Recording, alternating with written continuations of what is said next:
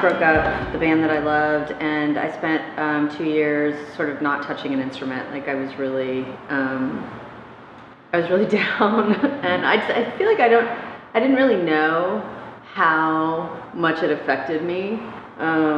I can tell now in hindsight, but at the time, it was just me sort of like not being able to play music because it felt really painful to not have that band anymore. And I think part of the thing that was hard when my old band broke up is it felt like having the rug pulled out from under me sort of as a whole identity, because suddenly, you know this, right? If you think of yourself as a musician and suddenly you're not, what are you? That's hard. And I think that's true for anybody, you know, who's doing something that they love.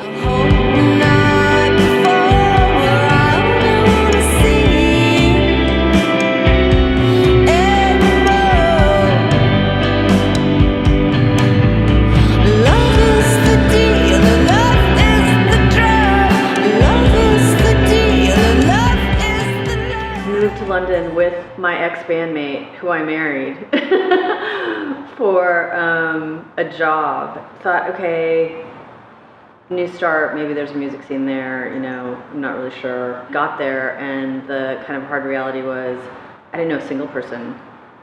So didn't have a band, didn't have a job, had not a single friend, and was super isolated because my partner was traveling a ton. Coming from California, landed in the middle of apparently like historically the worst winter in the history of the British Empire.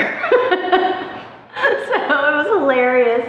And the nights were like 14 hours long. Like the sun would set at 4 in the afternoon, and it wouldn't come up until like 10 in the morning. So it was freezing cold. So finally, I just kind of gave up. There was a week where I was alone in the house, and I stayed inside, and I picked up a guitar for the first time in a very long time, sort of just invented a band out of thin air. And the band was Rich Girls.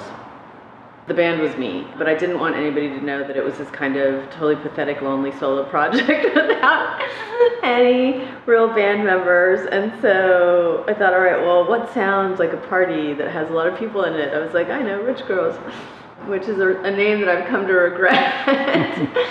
But anyway, so I sat down and I wrote a record in about 5 days. And that was the first record. Sent it to my old label, and they wanted to put it out, and they did put it out. Almost right away we had show offers come in, but they were coming in from California, and I was in London. I thought, well, I better put a band together fast. And so I just started texting some of my favorite musicians from back home and said, I need a band, like, can you do this? And within about 24 hours, I had a virtual band. I always had a very kind of clear idea of what I wanted the band to sound like and what I wanted it to look like and what I wanted it to kind of stand for. So I just flew back to California, and I was like, all right, well, now we're Rich Girls. And that was we played our first show at Noise Pop 2 years ago, and then we were up and running.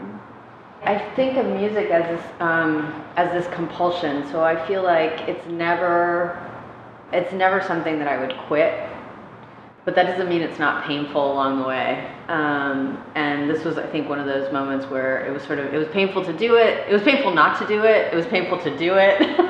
There was also sort of tremendous satisfaction in just doing it by yourself, you know? So yeah, I never thought that I was going to quit. Well, and the thing I think you have to remember is I feel like your creative identity happens in the performance of it, meaning if you stop doing it, then yeah, you're not a musician anymore.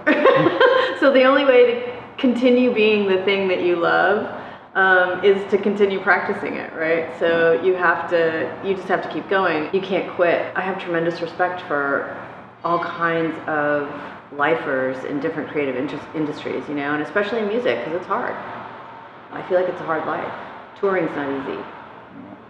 It's fun. It's also, you know, it's exhausting. But that's what you sign up for. So I think if you're a musician or any kind of artist, right? The trick is to turn everything, the good, the bad, like all of it, into some kind of creative output. So you just have to keep going. And I think that's it. Like, just keep doing it. And eventually, especially in music, I think it's such a game of attrition, right? The bands, you know, it's like, well, the bands that you know are the bands that keep playing. You know, it's funny, looking back, thank goodness I was in London. It was the most unhappy year of my entire life. And I'm a solo flyer. Like, I love spending time alone. That's not my problem. But this was a different level of isolation where I had no friends and no creative network, nothing to kind of support me. And that was hard. But thank goodness I was there, because in the end, I was so sort of angry and overwrought and desperate and sad that it turned into this whole idea about this kind of workhorse band that never quits. And that was Rich Girl. So she